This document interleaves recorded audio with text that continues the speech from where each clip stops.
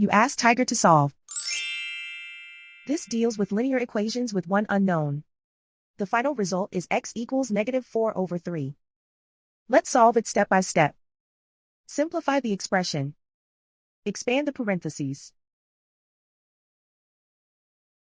Simplify the arithmetic.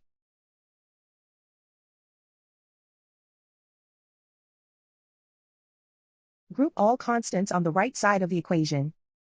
Add 4 to both sides. Simplify the arithmetic.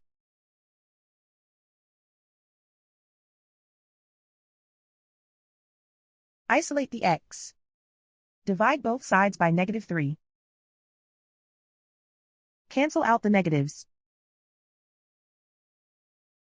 Simplify the fraction. Move the negative sign from the denominator to the numerator. And so the final result is x equals -4/3.